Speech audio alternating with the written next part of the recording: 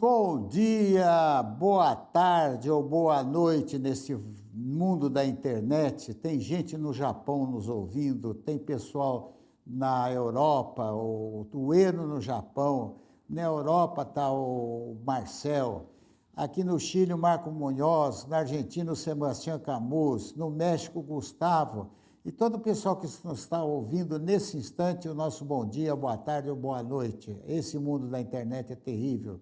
Esta é a TV City TV, do Grupo City, de São José dos Campos, do canal 525 da Claro. Se gostou, dê um ok, fala que é ótimo. Se não gostou, também manda para os amigos, que tem coisa interessante aqui. Hoje nós vamos partir para um programa diferente, a integração bioceânica. Enquanto nós aqui estamos discutindo o problema das armas, que está tendo com problema, que o Bolsonaro mandou consertar uma arma, negócio de jurídicos aqui, existem brasileiros que estão trabalhando para ganhar dinheiro. E esses brasileiros que eu vou trazer hoje é o pessoal que está trabalhando na rota bioceânica, ou seja, é a ligação do Brasil para o Oceano Pacífico através de cruzar os Andes. Então, essa rota bioceânica, quem vai nos falar sobre isso daí, eu vou apresentar no momento, é a Letícia Monteiro Rocha. Ela é jornalista, gosta de marketing, faz tudo. Se apresente aí, Letícia. Quem é a Letícia Monteiro?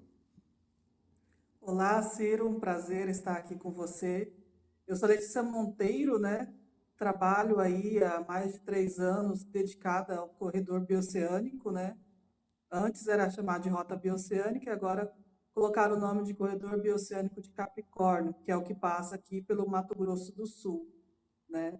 Sou publicitária também de formação, mestra em comunicação e além de ter um jornal, né, especializado em rota bioceânica, eu também atuo com consultoria para as empresas que queiram atuar neste contexto da rota. Ô, Letícia, vocês viram, como você me contou, vocês estavam vendo que lá no norte está havendo uma invasão chinesa tremenda. Então tiveram que se organizar para chegar antes do que a China chega, do que a China leva, ela põe aqueles negócios. Vocês estão fazendo uma estrada que não existia, que hoje vai existir, que chama a rota do Tópico de Capricórnio, que vai seguir de Santos, digamos, até o Iquique, no Chile. É isso? Isso. A rota bioceânica, ela é desde a década de 60, né? Para quem acredita que a conversa e os tratados sejam mais recentes, mas na verdade começou na década de 60, ainda com um chileno, o Jorge Soria, né? Os primeiros traçados, né, contemplava aqui Mato Grosso do Sul, né, entrava pela Bolívia e iria até o norte do Chile, né, Iquique, Arica, que são os portos ali no extremo norte, né, do Chile. Ah, Só que aí, depois de alguns trabalhos, principalmente, né, da nossa senadora aqui, ex-senadora, né, porque agora vai concorrer aí por São Paulo, que é a Simone Tebet, eles entraram em consenso, né, de colocar que fosse São Paulo e Mato Grosso do Sul. Hoje, o traçado da rota do Capricórnio também envolve o Paraná, tá? Então, o Porto de Paranaguá também está incluso. E desde a Carta de Assunção, né, só voltando um pouquinho na história, como a Bolívia não assinou e teve muitos problemas políticos na época, optou-se então passar pelo norte do Paraguai, é a região do Chaco Paraguai, terra das comunidades alemãs lá, menonitas, né? E o norte da Argentina até chegar ao norte do Chile. Vamos apresentar esse mapinha que você mandou rapidamente. Dá para você pôr o mapa? Olha o mapa, é isso daí, né? Pode falar, Letícia. Sai de Campo O Grande. mapa, ele mostra a partir de Campo Grande. Mas Ah, dentro da questão do Porto de Santos, né, e o Porto de Paranaguá. E aí vem por duas rodovias de São Paulo, uma entra por Três Lagoas, aqui no Mato Grosso do Sul, e a outra entra por Bataguaçu, né? Pelos mapas, ambos vêm e até Campo Grande. Embora na prática isso realmente não funcione, principalmente Bataguaçu, porque ele tem um acesso mais rápido por baixo, né? Quase no meio do estado para a região de Porto Murtinho. Mas, na teoria, as duas convergem para Campo Grande. Então, Campo Grande foi considerada a capital, considerado um hub logístico dentro desse contexto, né? Porque Porto Murtinho, por mais que seja a cidade onde tenha a ponte, né, que faltam poucos metros para o encontro das duas aduelas, ela não tem ainda infraestrutura para comportar um processo desse tamanho, né? diz que está faltando 1 metro só para terminar a ponte, é verdade? Isto. Colocam como 3 metros, praticamente nada, né? Eles já colocaram até uma mini passarela que os próprios trabalhadores conseguem já atravessar de um lado para o outro. É, né? Agora, essa ponte, ela custou quanto? Você tem uma ideia? A previsão da Itaipu eram de 100 milhões de dólares. 3 bilhões de dólares. 100 milhões. E ela, qual o tamanho da ponte? Quantos metros são para atravessar? Nossa, agora de cabeça eu esqueci. Mas é Mas enorme. ela não é tão grande, né? Hum, Tem pontes bem maiores. Ali é uma região que o rio ele não é tão largo. né? E Inclusive, diz ela foi começar a colocar a pedra fundamental em 2021, né? Então não faz tanto 2021. tempo assim. Então Isso. foi feito em pouco tempo, então. Sim, porque ela não é tão grande, né? A questão maior não é tanto a ponte, vão ser os acessos, né? Que a ponte logo logo vai estar pronta, só que os acessos vai demorar um tempinho a mais, por questões de engenharia mesmo, né? Hum, Nós estamos ali numa região de Pantanal, que os acessos eles têm que ser erguidos, né? Não pode ser próximo ao nível do que é atualmente. Então tem que fazer uma elevação a partir de aterros, né? E eles estavam precisando do governo federal de mais de 200 milhões de reais. sei, sei. E porque tem que fazer as alfândegas também de um lado e do outro, não é isso? Lá vai ser tudo do lado brasileiro. Tudo do Já lado foi brasileiro. acordado. Ah, sei, Isso. sei.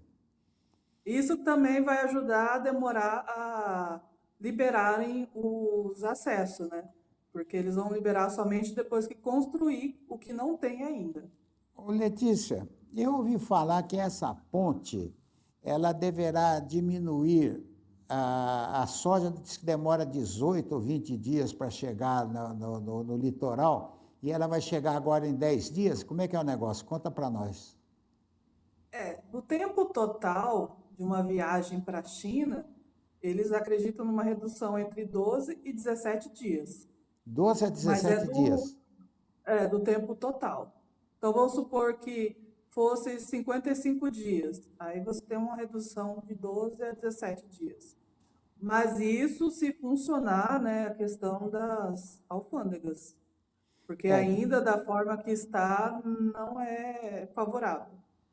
conforme você me falou, você me disse que, por exemplo, que se fosse passar pela Bolívia, teria que contratar motoristas bolivianos, teria que fazer uma série de coisas, caminhão boliviano, tem uma série de problemas alfandegários, né, para se ir de um país para o outro.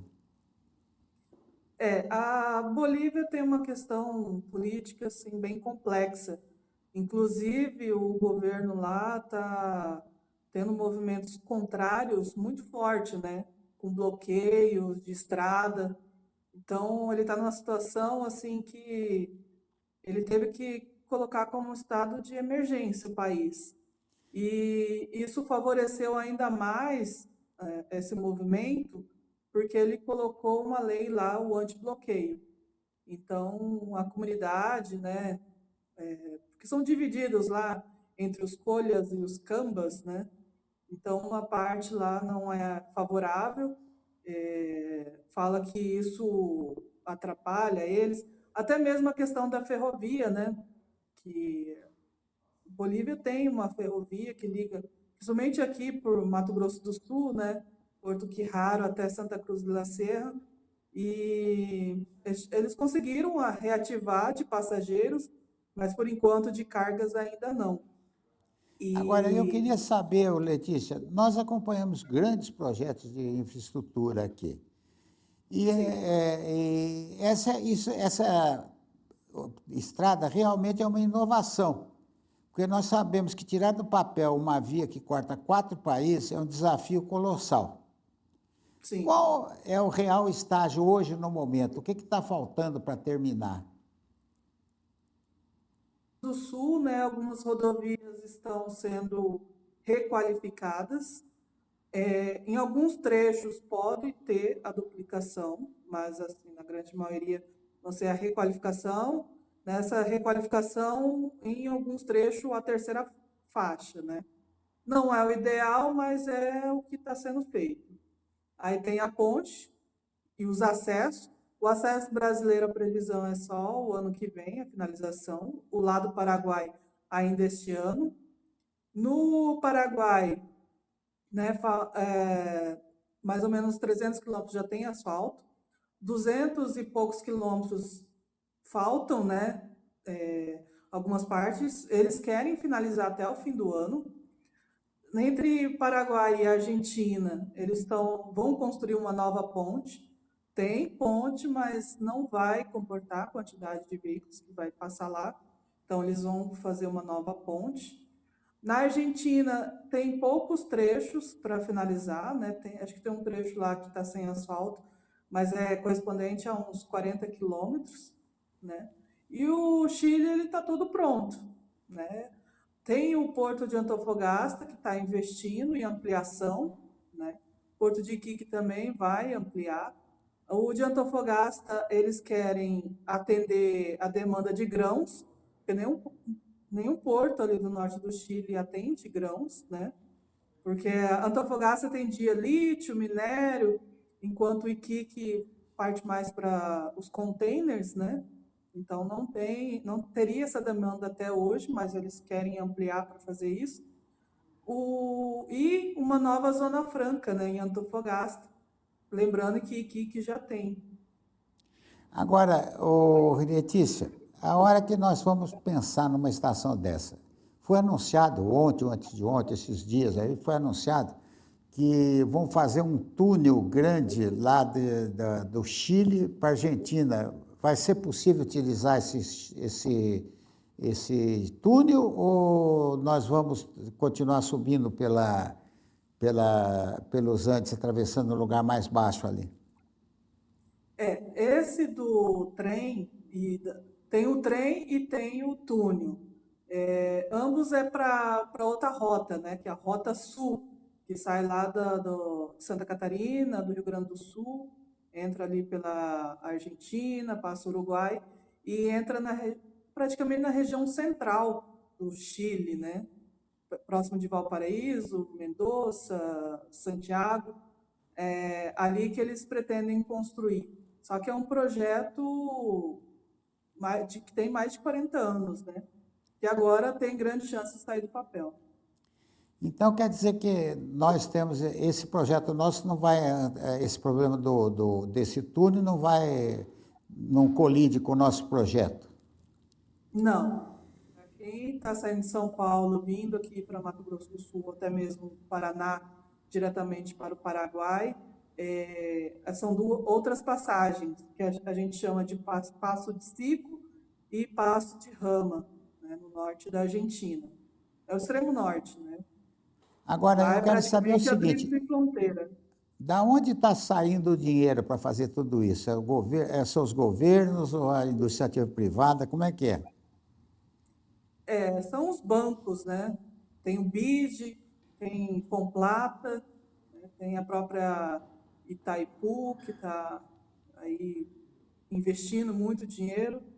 Então, os governos estão trazendo esse tipo de recursos, né? E estão conseguindo. E criou muito emprego aí nessa região sua aí, está criando emprego nessas regiões, já tá tendo uma acumulação de populações e tudo em torno do que já está sendo feito? Sim, ainda não na quantidade, né, que se espera, mas houve um aumento, né? Vamos pegar Porto Murtinho, né? Como está aumentando a demanda já do turismo, então quem trabalha com isso ou tem algum negócio voltado a essa área, esse nicho, eles já estão conseguindo rentabilizar e, né, ter questão de empregos aí.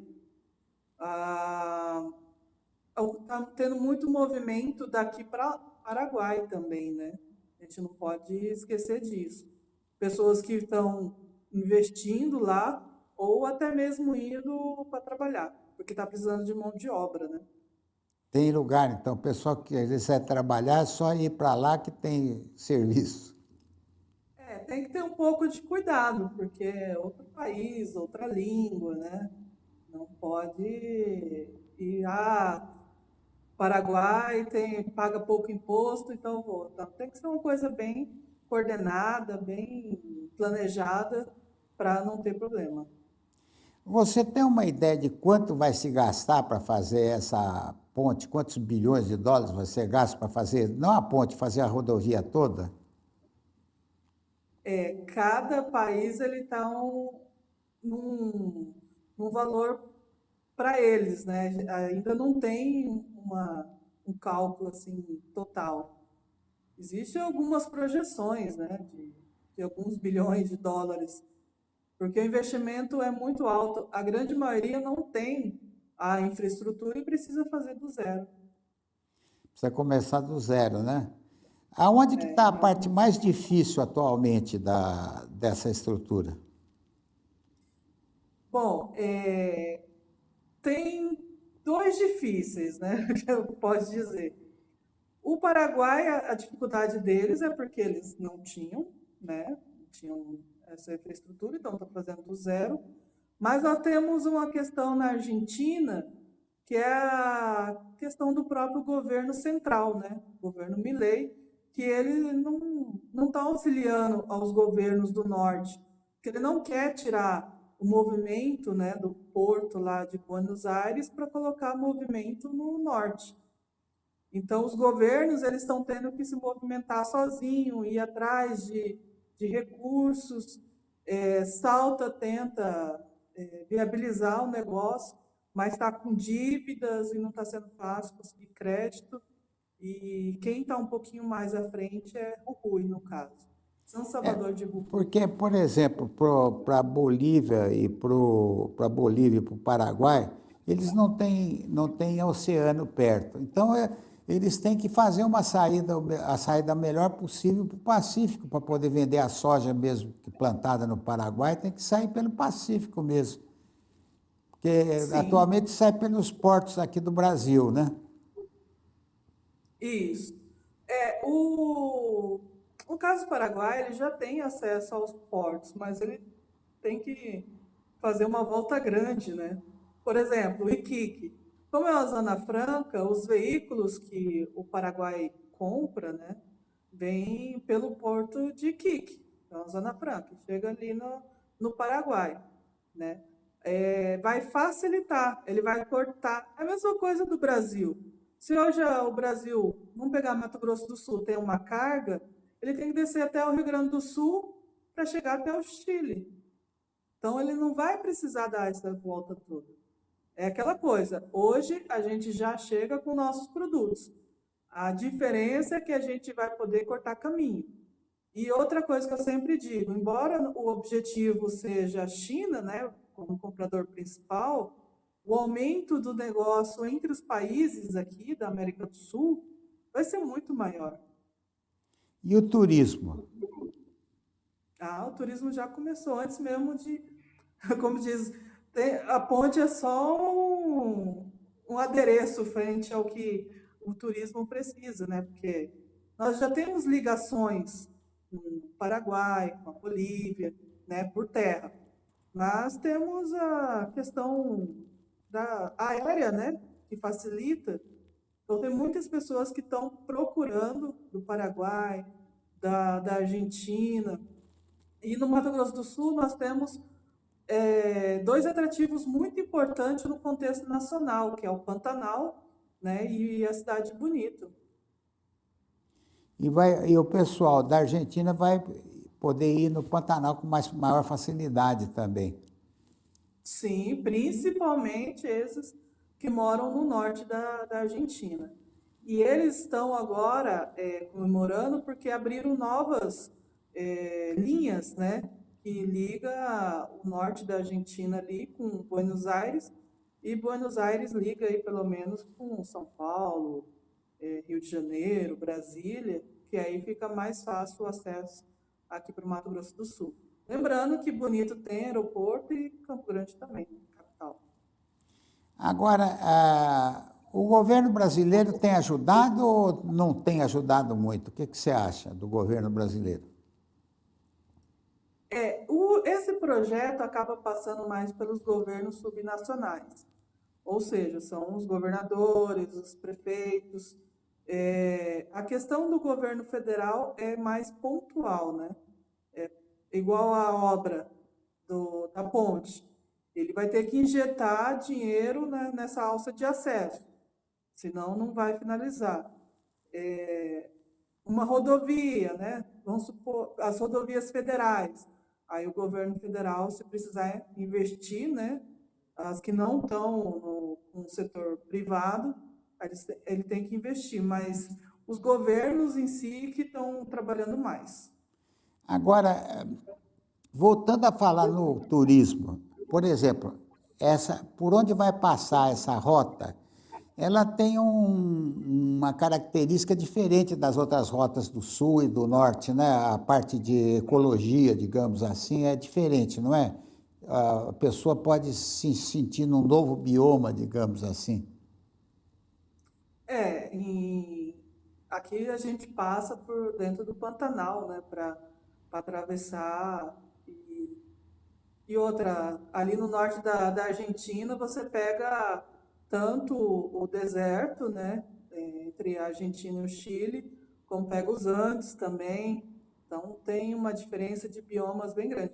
E o Chaco Paraguai é uma região semiárida, né, também tem, embora seja um Pantanal, né, o Chaco e Pantanal é a mesma coisa, só que ele é um Pantanal mais seco, né, vegetação um pouquinho mais baixa.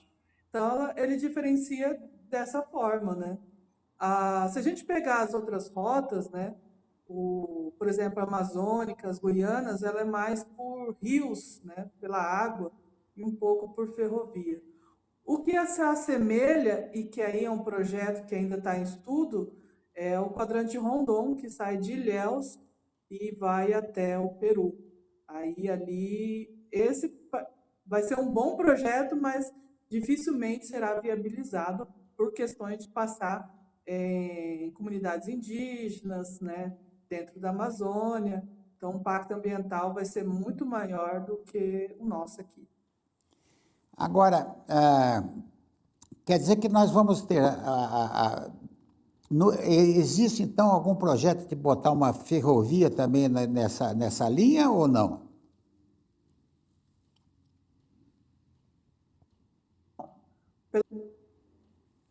O que, Se que eles existe. querem? O corredor bioceânico, então, ele é praticamente rodoviário, né? Eles querem, ao lado, colocar um gasoduto, né, ligando a Argentina, a região de Vaca Muerta, até o Brasil, para não precisar passar pela Bolívia. porque Bolívia está com muitos problemas, não estão conseguindo nem fornecer gás mais para nós aqui. E a ferrovia só vai ser acessada por enquanto se conseguirmos ter o acesso pela Bolívia, que a Bolívia já tem o sistema ferroviário lá, e no caso daqui do Mato Grosso do Sul, né, vai ter uma relicitação da Malha Oeste, que liga Mairinque, né, no estado de São Paulo, até Corumbá, aqui no Mato Grosso do Sul, que é divisa com a Bolívia. Agora, não tem a questão ferroviária na rota, porque o Paraguai não tem nenhuma linha ferroviária ativa, né? O... Bom, agora então nós vamos fazer um intervalo para os nossos comerciais e tal, e já voltamos daqui a pouco.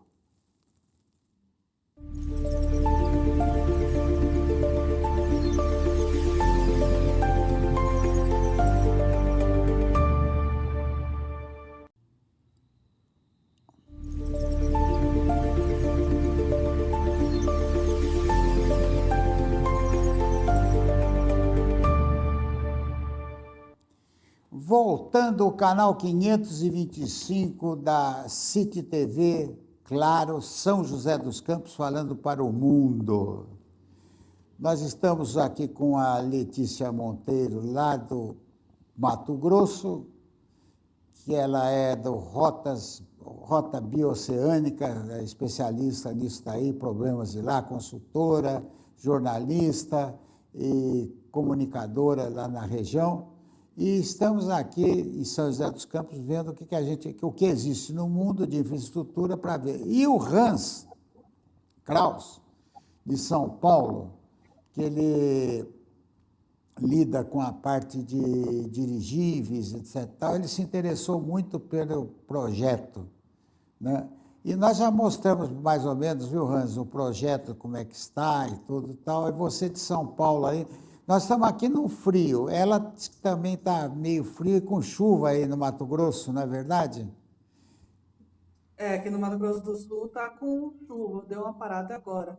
E a Você também temperatura está com só chuva esquenta. aí, em São Aqui Paulo, Hans? em São Paulo tá garoando e tá ameaçando chuva mais forte também. Então, mas continuando o nosso problema, a rota bioceânica não é apenas asfalto e pontes, é um salto tecnológico e diplomático. Nós vamos entender, então, os desafios de engenharia, como as cidades no caminho estão se preparando para esse boom de desenvolvimento. Vamos ver o que a gente pode ser falado.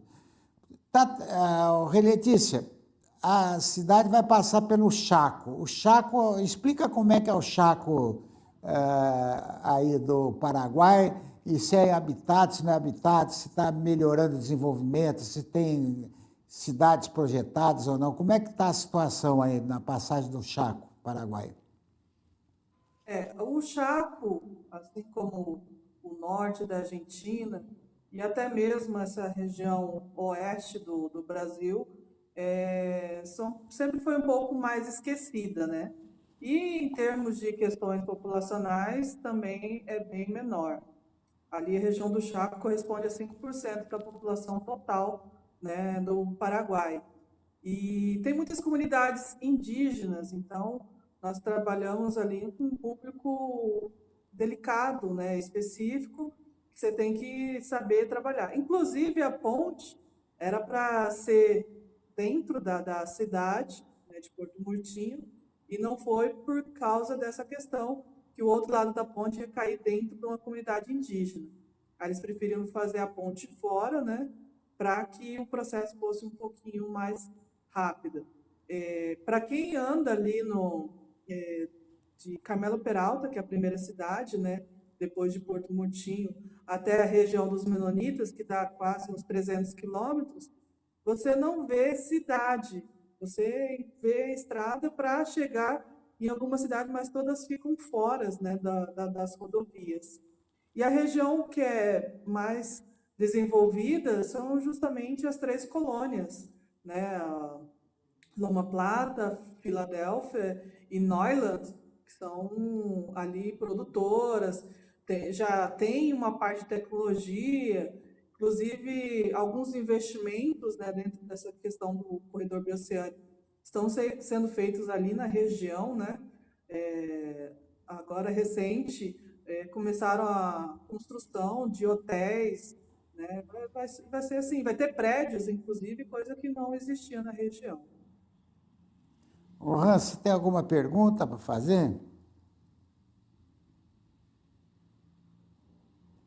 Ô, Eu Letícia, tenho visto o seu trabalho excelente aí, parabéns, tá? Agora, vamos dizer, tem tanta coisa sendo feita, mas parece que o objetivo é bem mais extenso, né? Vocês têm mais ou menos uma previsão de quando que essa rota vai ficar, vamos dizer, utilizável e vai trazer os maiores benefícios, que é realmente trazer a mercadoria lá para o Oceano Pacífico? Nós temos dois pontos, né, que são bem importantes para que opere realmente a rota bioceânica. Primeiro, nós temos aqui no Mato Grosso do Sul, Porto Murtinho, onde tem a ponte, né, que liga Carmelo Peralta, no Paraguai. Lá está praticamente finalizando aí, entre esse fim de mês e começo de julho vai estar pronto, então a ponte. Só que tem a questão dos acessos, que é uma obra de engenharia não tão fácil, né? Porque você precisa aterrar e elevar, porque Pantanal, uma hora você está num nível e tem hora que pode encher e ultrapassar aquilo, então precisa ser algo acima do nível. E tem a construção da alfândega próxima a esse acesso, que precisa ser feito para liberar passagem.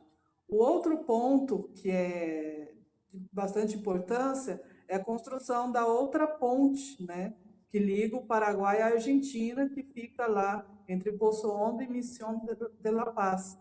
E lá já foi autorizado, Santiago Penha foi na região e ele pediu só autorização do governo Milei para que fosse feita a obra. Então, eles vão fazer uma nova ponte com previsão de finalização em 18 meses. Então, é basicamente essas obras, as principais, né? Claro que tem outros contextos, mas elas já estão acontecendo, que é o asfalto que liga Mariscal e Xigarribia, no Paraguai, até Poço Hondo, e algumas obras de infraestrutura de asfalto dentro da Argentina, né? E algumas posições, colocações dentro das passagens entre Argentina e Chile. Tá, no caso, a rodovia lá, quando ela passa pelos Andes, ela, ela é, vamos dizer, ela é muito problemática para os caminhões, é muito íngreme, muito cheio de curvas, ou vocês encontraram alguma passagem mais simples aí? Não, as duas passagens, tanto a passagem de Sico e a de Rama, elas estão aproximadamente 4.000 metros de altitude. Então, tem o problema se tiver frio, né? Eles acabam fechando a passagem e aí tem que aguardar, não tem outra forma. Só complementando a resposta anterior que eu acabei não falando com relação à data, a previsão, então, a ponte 2026, os acessos, principalmente lá do brasileiro, 2027, e para a operação 2028, né? Agora, Certo, voltando então. para os Andes, né? Existe a possibilidade de construção de túnel, de ferrovia, mas não é aqui no corredor de Capricórnio. É em outro corredor, mais ligado à Rota Sul, né?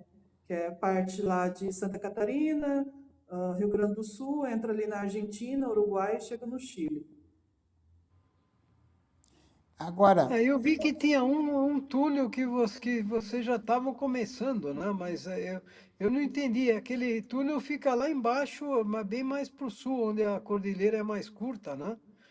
Ou ele ele sobe a cordilheira e depois ele pega a parte mais íngreme. Então, vocês disseram que esse túnel é curto, né?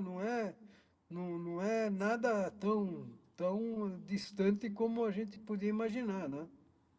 Não. É que assim, hoje o Rota Bioceânica News, ele trabalha com informações de todos os corredores. E nós temos 5 corredores aqui no Brasil, né? Tem os da Guianas, tem o Amazônica, tem o Quadrante Rondon, temos o de Capricórnio e temos a Rota Sul. E essa Rota Sul que vai ser beneficiada ao transportar, né, mercadorias ali do Rio Grande do Sul, Santa Catarina, para o Chile, através dessas passagens aí. Ou até mesmo a Argentina, né, que utiliza muito esse envio de mercadorias através dessas passagens, vai facilitar para eles também. Agora, essa rota bioceânica que nós vamos ter, ela basicamente ela é destinada para transportar a soja, os grãos de Mato Grosso para o Chile através de cortar os Andes por aí nessa região.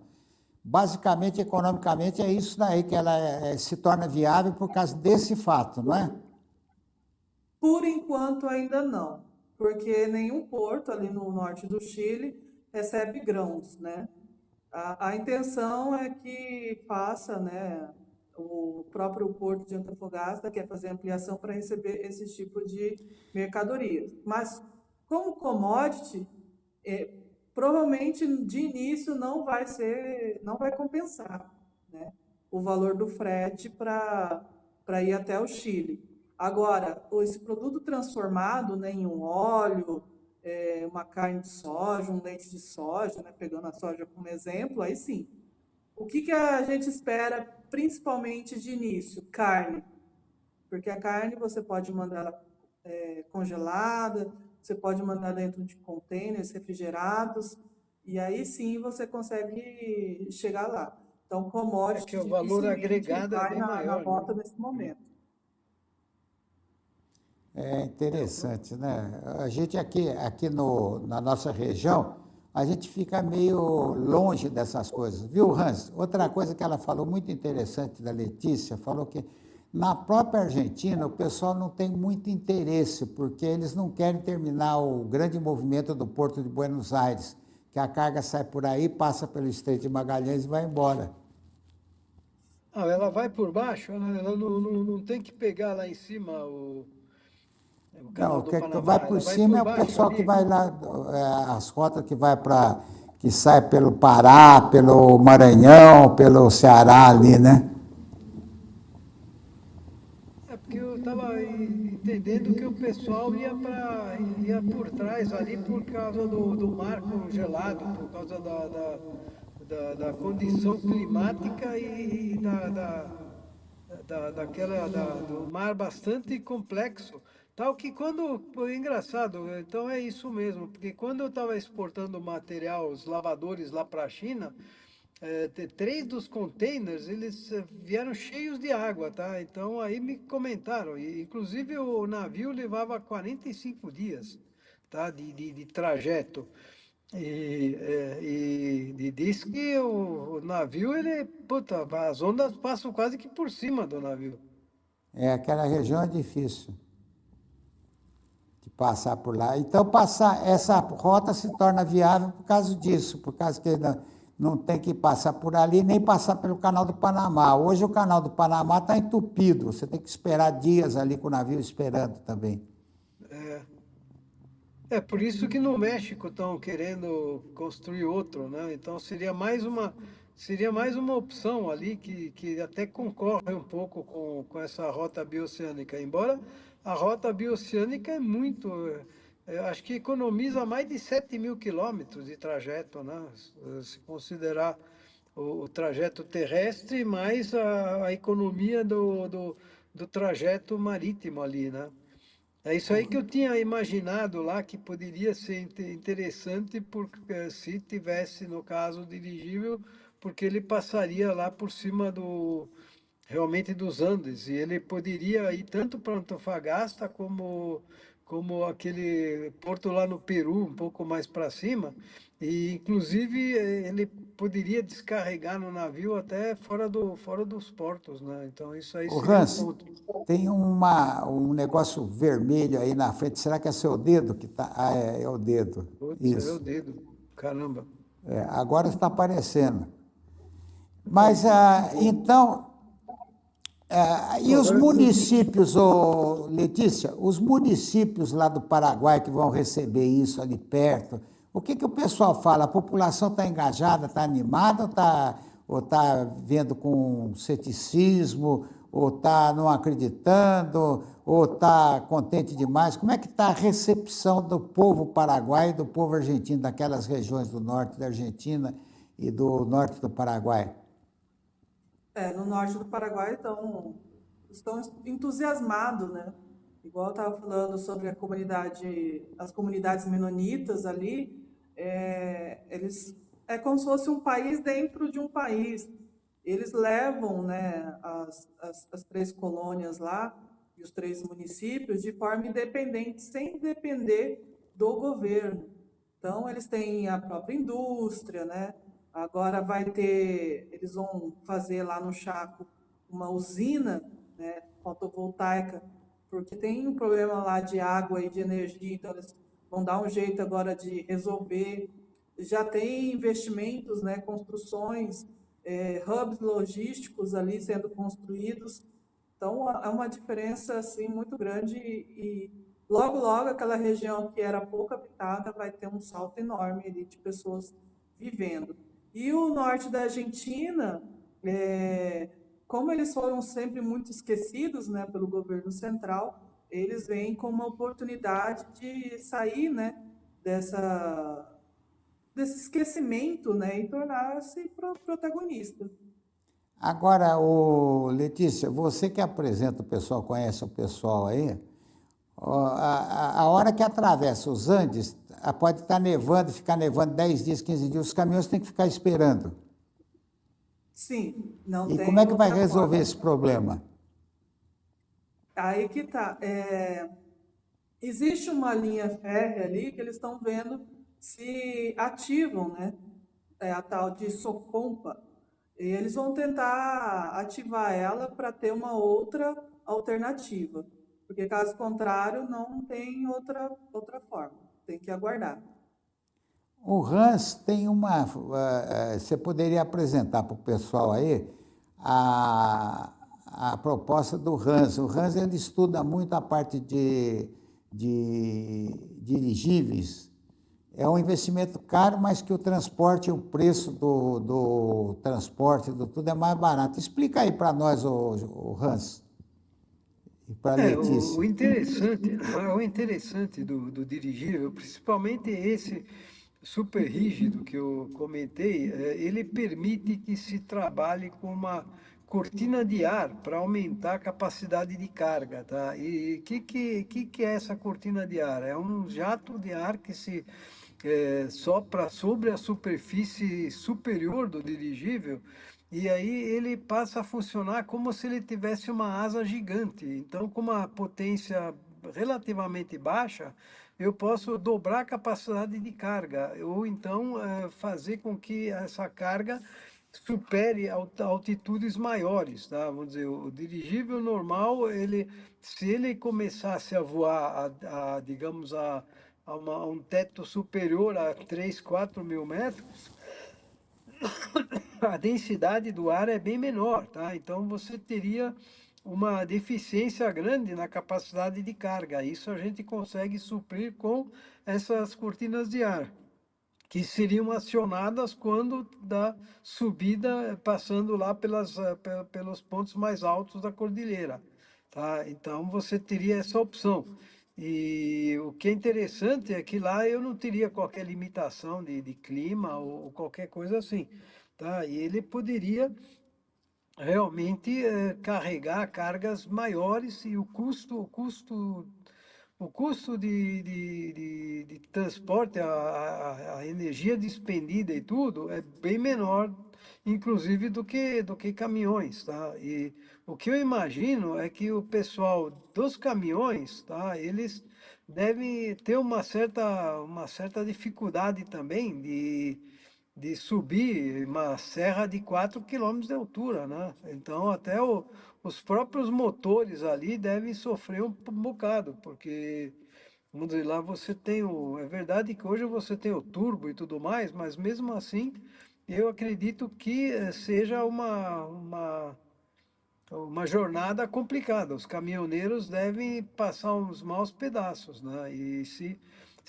fizesse, digamos, tipo de uma ponte aérea que poderia até levar os caminhões inteiros, que nem aqueles trens que levam caminhões também, né? E aí você podia levar até para o outro lado, ou então levar só os containers, né? Porque esses caminhões são todos caminhões com container. Então, você levaria, transportaria os containers e esses containers podiam ser locados diretamente dentro dos navios, tá? Então, você nem o navio não precisaria nem estar atracado no porto, porque a gente sabe que o pessoal dos portos também, na hora que aumentar a demanda, eles vão ter uma certa dificuldade, que nem o Porto de Santos aí, eu tenho lá um apartamento lá, que morava meu filho, agora minha nora lá. Pô, às vezes a gente vê mais de 60 navios ali esperando para entrar no porto. É interessante essa ideia, é uma possibilidade para ajudar o pessoal lá, né, a fazer a travessia dos Andes. É uma ideia E outra interessante. coisa que eu ia perguntar é o seguinte, no caso, vocês não têm também muitas dificuldades aí quando vocês fazem essas rodovias aí, com a questão ambiental aí, que os ambientalistas ficam criando um monte de problemas aí ambientais por causa da construção dessas rodovias, porque, vê bem, se eu, quando eu estava montando meus equipamentos na China, eles estavam fazendo e continuam fazendo obras e mais obras de trem, tanto de carga como os trens bala, né? E eles são todos em cima como viadutos, né? E então isso daí, vamos dizer, não afeta praticamente o meio ambiente, e se eles fossem construídos com dirigíveis, você nem precisaria fazer estrada de acesso para poder fazer essa construção. Tá? Então, o custo de uma ferrovia ou uma rodovia feita sobre pilotis, tá? Uma vez que os viadutos são construídos em usinas e já vêm prontos e são montados feito Lego, o custo de uma rodovia dessas vai sair significativamente mais barato que uma rodovia convencional, e você não divide o terreno, né? Porque a movimentação continua por baixo. Normalmente, lá na China, a altura média aí está em torno de 15 metros acima do. Mas você nada impede que você faça a 20 metros acima do piso. Aí, se tiver que passar por dentro de uma floresta amazônica, alguma coisa desse tipo.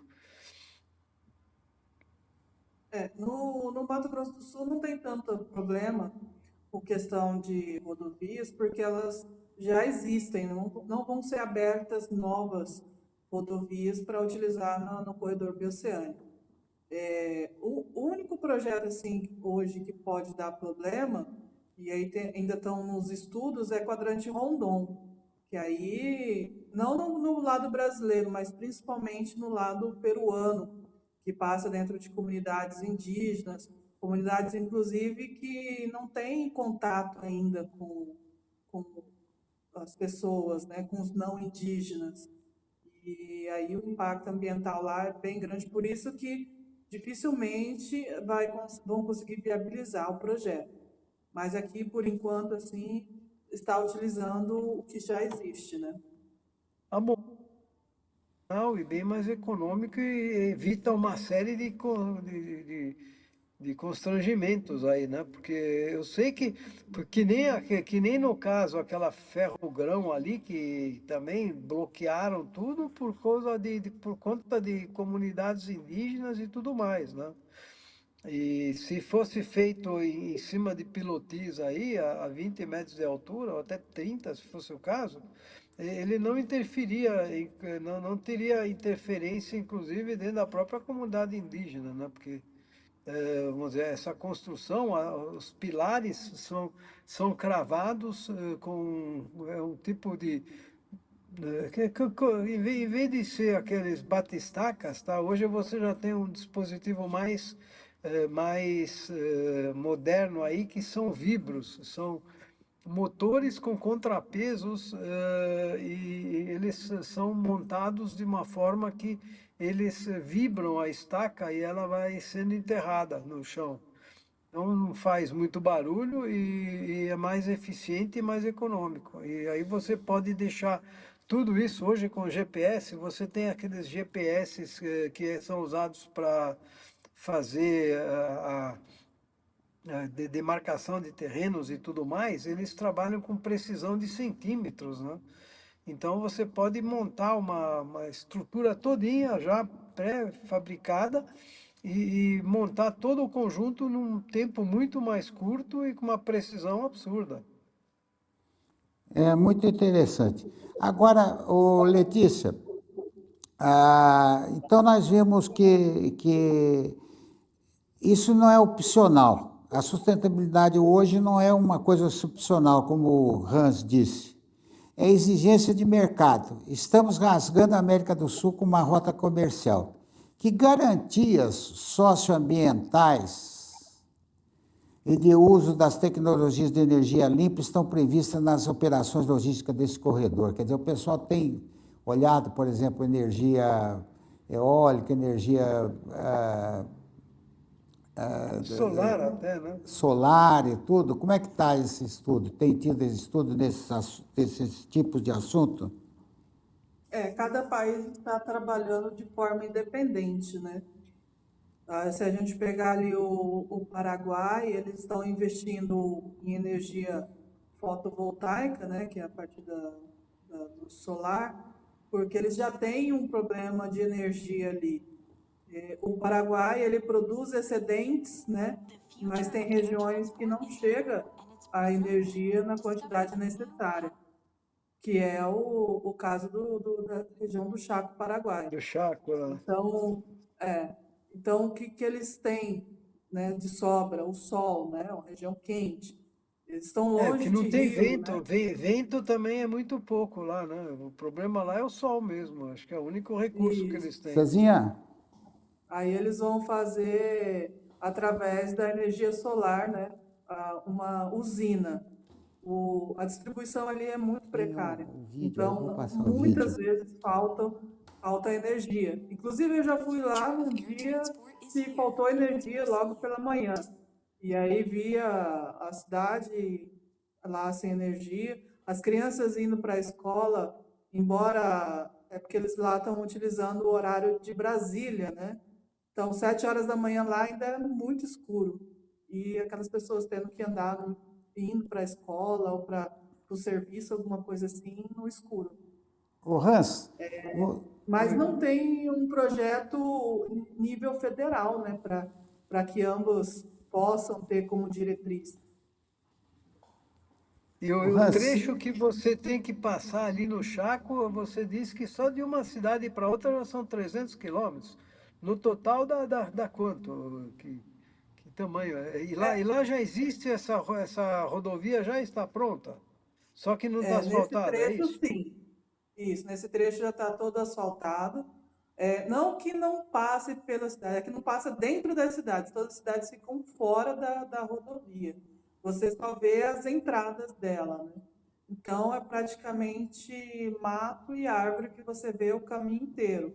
E como é uma região plana, né, às vezes é até meio cansativo, porque é reta, reta, reta e parece que não chega nunca. Inclusive, não tem posto de gasolina, borracharia, assim, na rodovia, pelo menos por enquanto, né? Existem alguns movimentos mais empresariais, né? Mais privado dessas instalações de borracharia, de pontos de recarga, né? Para quem Carro usa um elétrico, carro né? elétrico, por exemplo, né? Nós vamos Movida a luz solar, é basicamente isso. Nós vamos apresentar agora um videozinho rápido de 1 minuto do projeto do Hans aí, do Eternal. Pode passar, Cezinha? Vamos lá. The future of air transport is here, and it's Brazilian. Esse é Discover the new o high-tech airships from dirigível Eternus. metálico Sustainability, passando aí heavy no cargo, and real Amazonas, innovation. levando carga. Visit the Olha website a and witness utilização this dele no futuro. revolution. Poderá ser usado para turismo, como hotel, turismo levando muitas pessoas. Essa é a ideia básica geral do Hans aí, que poderia ser usada lá no nosso da nossa rota bioceânica. Bom, televisão é tempo, né, gente? Infelizmente, o tempo já urge. E eu queria, Letícia, para fechar nossa conversa, se projetarmos o futuro para essa próxima década com a rota oceânica, como é que essa rota oceânica mudaria a vocação industrial do interior do país? Você acredita que vai ter muita melhoria industrial? Ah, sim. Acho que das áreas que tendem a crescer é principalmente a área de tecnologia, né? Precisamos muito, desde a questão de sinais de telefone, né? Que boa parte da rodovia, da rota em si não tem, até mesmo a questão de equipamentos tecnológicos para rastreamento, seja de animais, seja de cargas. Então, essa parte de tecnologia, né, vai ser o que mais vai crescer dentro dessa questão do corredor bioceânico. Finalmente, Vocês não usam o Letícia, Starlink lá? Os menonitas usam muito, né, porque o sinal é muito ruim de telefone. Aqui no Mato Grosso do Sul mesmo, a partir de Jardim, que antes de Porto Murtinho tem essa cidade, e são 200 quilômetros de estrada. E você não tem sinal de telefone, em boa parte. É muito tempo sem conectividade, se depender somente, né, da torre de sinal de telefone. Então, tem que ter uma Starlink.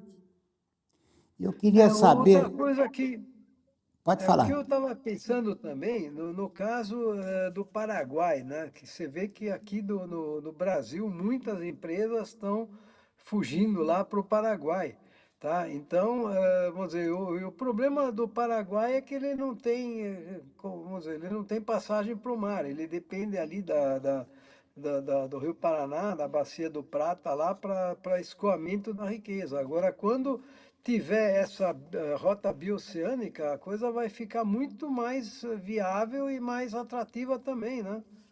Exatamente. Eu queria saber, por fim, para finalizar, Letícia, para os empresários, para os estudantes, para os gestores públicos que nos assistem hoje e querem se preparar para essas oportunidades, qual é que seria o seu principal conselho para esse pessoal?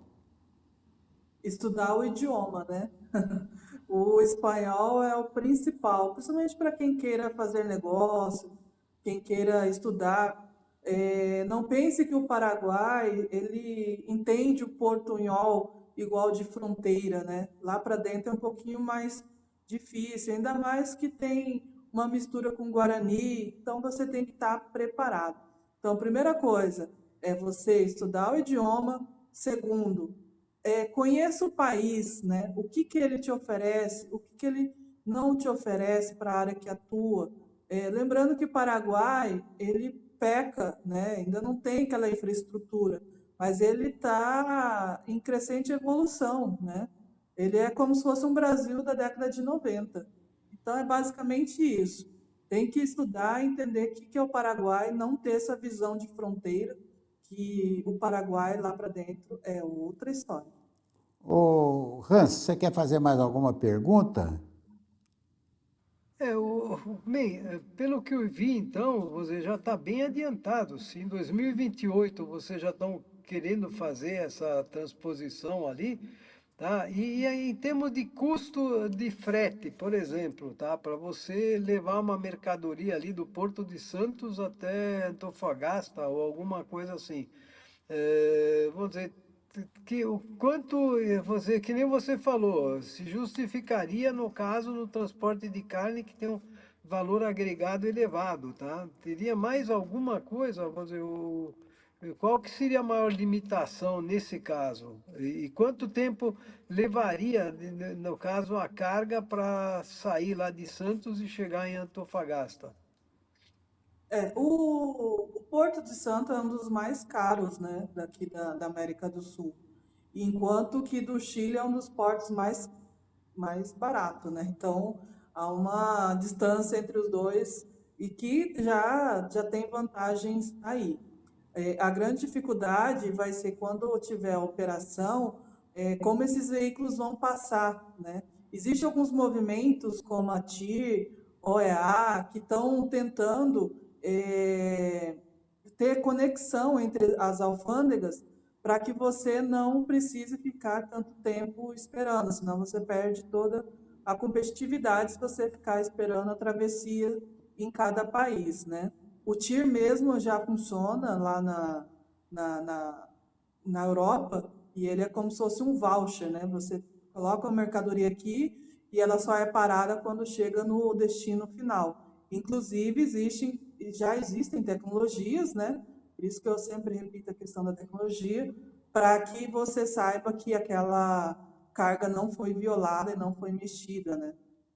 É, e é basicamente isso. Em termos de transporte, aí temos que ver, cada um vai ter que fazer as continhas, se vai compensar sair, né, pelo Pacífico ou ainda continuar pelo Atlântico. Muito obrigado a vocês dois, a Letícia, ao Hans. Eu quero dizer que ficou claro, eu gostei muito pela aula de planejamento, de logística, a visão estratégica que vocês nos proporcionaram hoje. Fica claro que os grandes pontes não são apenas de concreto, mas de inteligência logística e de visão de futuro. Se você perder alguma parte desse programa, estará disponível nas nossas plataformas digitais da CIT TV. Um forte abraço a todos e até ao nosso próximo programa Visão do Futuro. Obrigado, até logo, passar bem. Obrigado e tudo de bom. E parabéns novamente, Letícia. Muito obrigado pelo convite. E quero aí deixar o site, né, Rota Bioceânica News, para que todos possam acessar, rotabioceanicanews.com.br, e lá tem todas as informações diárias aí sobre as rotas, né, os corredores bioceânicos. E Muito você bom. tem muitas informações diárias, né? Vamos dizer, a gente não consegue nem acompanhar tudo, mas a gente vê os mais importantes e se vê que está havendo progressos bem significativos, né? Isso aí deixa a gente animado nessa maratona que a gente está, né? Ver que alguma coisa está andando bem. Obrigado, então. Amigos ouvintes, um bom dia, uma boa tarde, uma boa noite para o pessoal do Japão, para o pessoal do Brasil, para o pessoal da Europa, para o pessoal dos Estados Unidos. Até logo, passar bem.